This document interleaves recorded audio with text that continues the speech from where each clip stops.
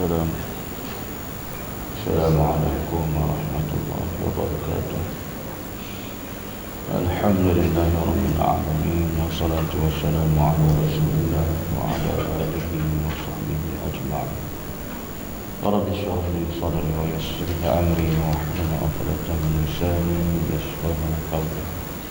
سبحانك لا علم لنا إلا ما علمتنا إنك أنت العليم الحكيم.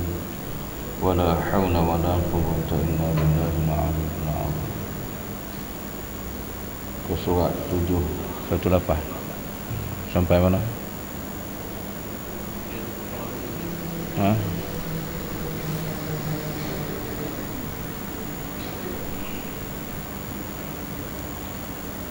Ke surat 718, sambungan daripada yang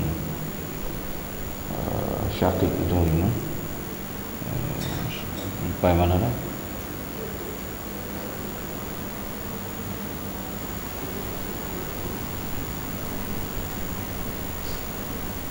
Jadi kata apa nama, antara perbualan antara Syakik dengan Hatim.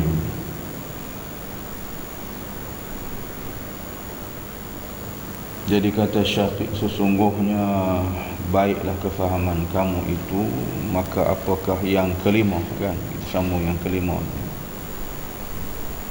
Jawab yang kelima, saya perhatikan tiap orang mempunyai rumah dan tiap rumah membutuhkan perawatan. Sedang saya mengetahui bahawa rumahku kubur, maka saya sibuk dengan kemakmurannya. Kata Syakik lagi, sungguh elok pendapat kamu itu, maka apakah yang keenam? Jadi bertanya daripada Hatim kepada Syakik ini.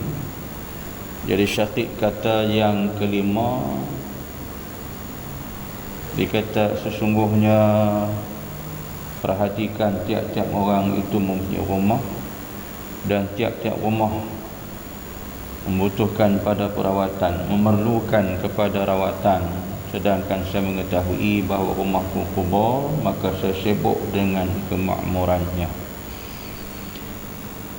Jadi kita dalam kehidupan ini, kata Syakik ini, semua orang miliki rumah, ialah sebagai kediaman sementara waktu.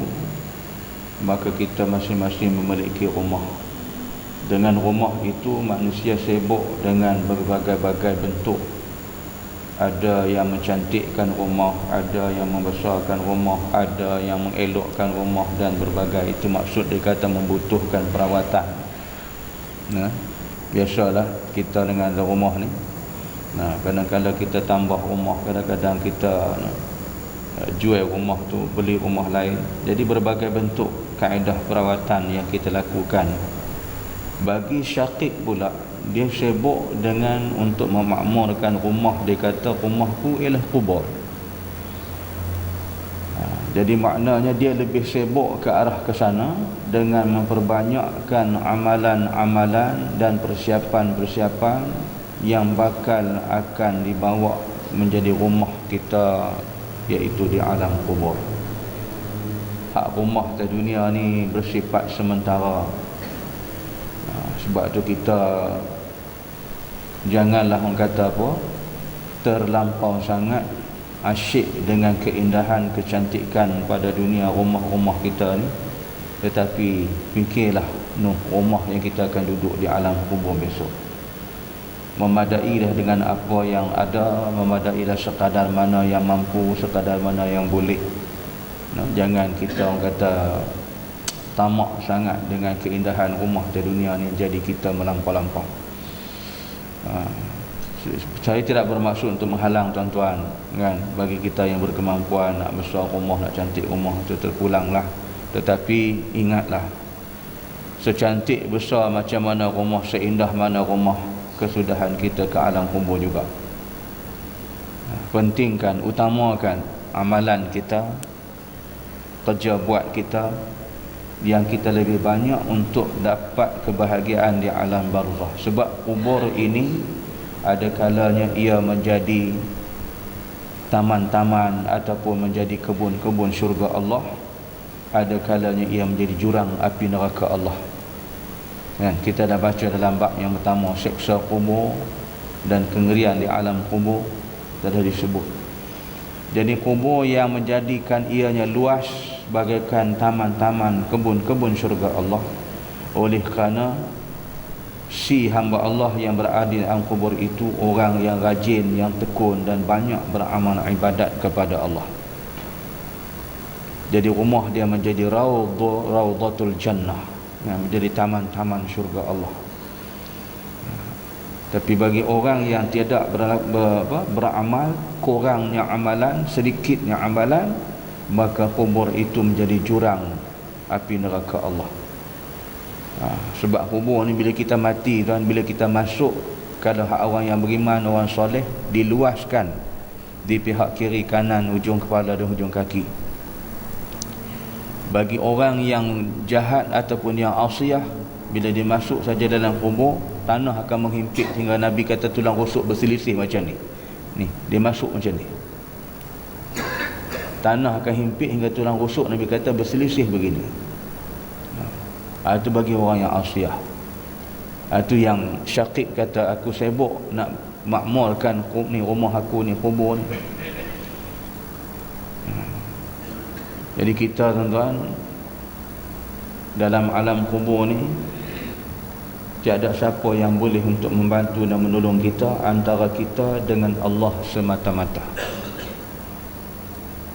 Jadi sebab tu Syaqib kata, aku makmurkan, sibuk dengan kemakmuran di alam kubur aku besok. Dia tak sibuk sangat dengan rumah yang ada atas muka bumi ni. Jadi berbezalah dengan kita tuan, ya. Sudah kita minta maaf menyentuh perasaan tuan-tuan, tapi itulah keadaan, menjadi realiti. Kadang-kadang rumah dah cantik dah kan, tapi duit banyak ni tak ada arah, mungkin tak tahu nak buat apa dah, maka renovate rumah tu kan. Ada kawan kita beli rumah 850,000, dah cantik dah tuan kan. Kalau kos 850,000 ni, Masya Allah, rumah dah cantik dah, tapi buat renovation 1.5 juta pula. Dah dapat kunci dah, pergi duduk tengok, oh tak puas hati, buat renovation 1.5 juta, siap tu baru pergi duduk. Tu. Rumah nak masuk siap dengan jaganya, dia beradik saudara mari pun susah. Nak masuk, nak kena jumpa dengan security dulu. Security tanya nak ke rumah, nak pergi rumah mana, nombor berapa, apa hubungan. Kena isi borang lah. Mari ayah mak pun kena isi borang dulu dekat security. Subhanallah. Sampai gitu sekali manusia takut penceroboh, pencuri masuk. Patut mak ayah sampai kita pergi sambut dia di muka pintu, tak, mak ayah kena isi borang dulu. Security kita kena isi borang dulu nak pergi rumah siapa. Berapa lama duduk apa semua. Oi, dahsyat. Jadi itu manusia, contoh lah kan, contoh. Ni berlaku, yang saya cerita ni benda berlaku. Jadi kita duk sibuk dengan di alam kubur kita kata Syaqib macam mana. Jadi bila kata Syaqib, aku makmurkan rumah aku di alam kubur, maka kata hati, memang betul apa yang kamu katakan dan pendapat kamu itu, ya, sungguh elok pendapat kamu itu. Kemudian kata Hatim lagi kepada Syaqib, saya perhatikan bahawa setiap sesuatu ada yang mengejar, dan yang mengejar aku ialah malakul maut, dan saya tidak mengetahui bilakah saya akan tertangkap olehnya. Karena itu saya bersikap bagaikan pengantin yang akan dihantar ke rumah suaminya, sehingga bila-bila masa ia datang tidak minta ditangguhkan lagi. Syaqib berkata, sungguh baik kefahaman kamu itu. Jika saya dapat melaksanakannya, pasti saya akan selamat, dan kau juga akan selamat. Jadi yang keenam ni, kata Hatim ni kepada Syaqib, dia kata, aku perhatikan setiap sesuatu yang ada mengejar aku. Jadi yang mengejar aku ni ialah malakul maut. Jadi kita semua lah, bukan Hatim seorang. Semua hamba Allah yang ada di muka bumi ini sentiasa kita dikejar oleh malakul maut. Kita nak lari ke mana? Cuma menunggu masa, saat dan ketikanya perintah daripada Allah. Jika Allah kata kecabut nyawa si fulan bin si fulan, si fulan binti si fulan, tiada ada tempoh walaupun satu lahzah. Itu masa yang paling singkat lah. Sekelip mata pun tiada ada tempoh. Maka akan dicabutlah nyawa kita mengikut apa yang Allah Ta'ala perintah. Malaikat Allah Subhanahu Wa Ta'ala bersifat sami'na wa ata'na. Dari sentiasa duk kerja kita. Di mana kita berada pun dia tetap ada. Duk tunggu saja sampai perintah Allah kata cabut, maka diambillah nyawa kita. Walau apa keadaan, di mana tempat, bagaimana rupa kita, macam mana, itu tak dikira dah. Itu yang kita bagi para ulama di kalangan orang yang salihus salih, di kalangan orang yang beriman, mereka sentiasa ingat kepada Allah. Nabi kata ingatlah mati selalu, zikrul maut, ingat mati. Duduk di mana pun ingat tentang kematian tu. Bila kita ingat, kita tidak menjadi orang yang leka, yang lalai, maka kita tekunlah beribadat kepada Allah. Ni pasal tak ingat mati tu sampai tak semayang, tak ingat mati sampai tak beribadat kepada Allah. Tak ingat mati kita duk sibuk besar rumah, kan? Besar rumah, tambah rumah, cantik rumah. Jadi kita tak ingat nak mati. Orang ingat mati ni, dia sibuk tu persiapan untuk di alam akhirat. Baik tuan-tuan, bila kita renungkan soalan mati ni, rasa kengerian dan takutnya yang amat sangat. Tak tahulah tuan-tuan macam mana, kan? Kita rasa takut sungguh. Sebab mana bila sampai masanya akan dicabut ni nyawa ni, maka kembali kita tiada ada apa yang boleh kita buat lagi dah. Hanya sahaja di atas apa yang kita mati, itu saja yang kita bawa, itulah yang berada di sisi kita. Jadi kita duduk di alam, bukan di alam dunia lagi dah. Sebab tu dia kata Hatim, saya bersikap bagaikan pengantin yang akan dihantar ke rumah suaminya. Umpama macam pengantin, yang pengantin perempuan ni duk tunggu bagi pihak nak hantar kepada rumah suami dia, sehingga bila-bila masa ia datang tidak minta ditangguhkan lagi. Ibarat macam pengantin duk tunggu masa bila dia orang nak hantar kepada rumah suami dia. Sebab tu dalam perkahwinan, bila kahwin, pihak bapaknya dan ibunya, warisnya akan menghantar pihak pengantin perempuan kepada rumah suaminya. Jadi kita ni pula dia terbalik sikit tu. Sebab kita pergi rumah orang perempuan dulu, lepas tu baru balik mai rumah kita, kan? Orang laki-laki pergi sana dulu, lepas tu baru balik mai sini. Dalam Islam ni, kalau sahabat-sahabat dia kahwin, dia pergi hantar anak dia rumah pengantin tu, rumah laki-laki. Ini boleh kita buka dalam kitab Muhimmah. Sahabat kahwinkan anak dia, pergi hantar rumah suami itu, rumah menantu dia. Kemudian seminggu kemudian baru bapak dia datang, bapak perempuan ni, mana bapak mentua, mari tanya khabar menantu dia, macam mana anak saya, penilaian awak. Tu orang dulu, kan? Dalam kitab dia sebut macam tu. Bapa mentua pergi tanya menantu laki-laki dia ni, macam mana penilaian awak anak saya, ada cacat celah macam mana, amanah ibadat dia macam mana tanggungjawab dia pada kamu.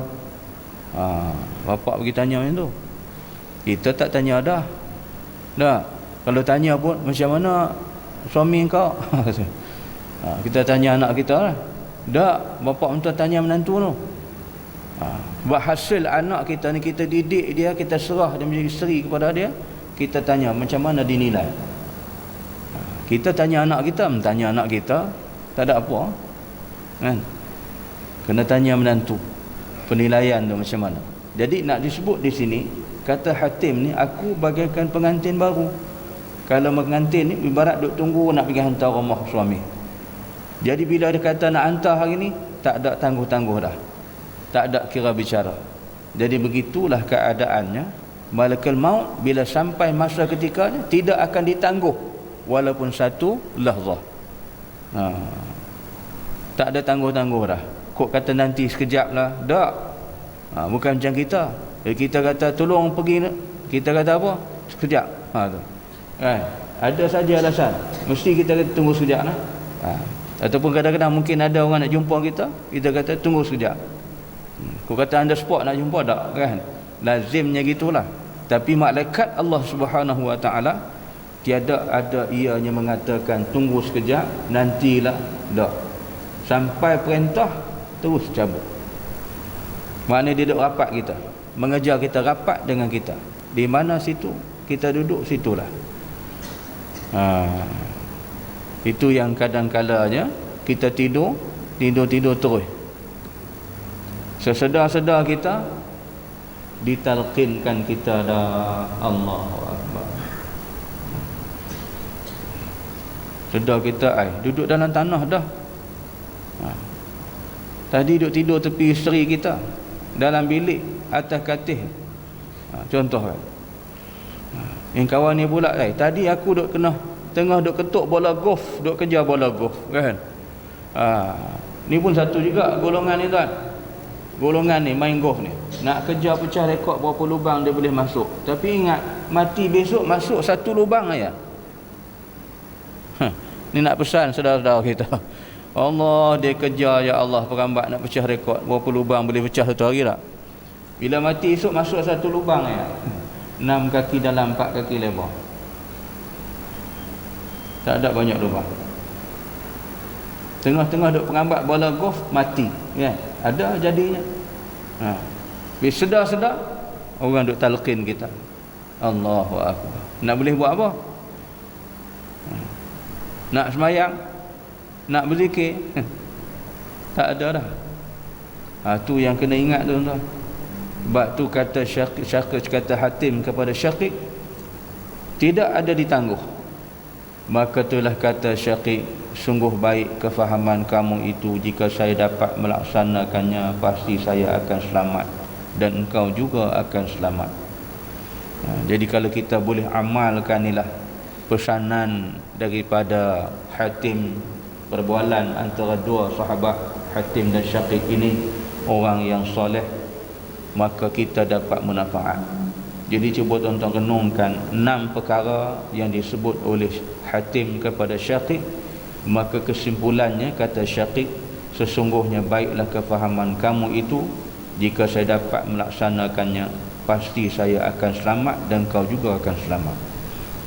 Inilah amalan orang yang dikatakan yang melakukan kebaikan dan mereka sentiasa bertawakal kepada Allah, elak daripada perkara-perkara yang tidak baik, laksanakan kebaikan-kebaikan ini semua. Jika kita pun nak selamat, ikutilah perjalanan orang soleh ini, insya-Allah kita akan selamat dunia dan juga di akhirat. Wallahu a'lam. InsyaAllah disambung Abdul Rahman bin Ali Laila yang berkata seorang datang kepada Nabi sallallahu alaihi wasallam, Subhanakallahumma wa bihamdik, asyhadu an la ilaha illa anta, astaghfiruka wa atubu ilaik. Bismillahirrahmanirrahim. Wal 'asri innal insana lafi khusr illa allazina amanu wa 'amilus salihat wa tawassaw bil haqqi wa tawassaw bis sabr. Shadaqallahul 'azim. Assalamualaikum warahmatullahi wabarakatuh.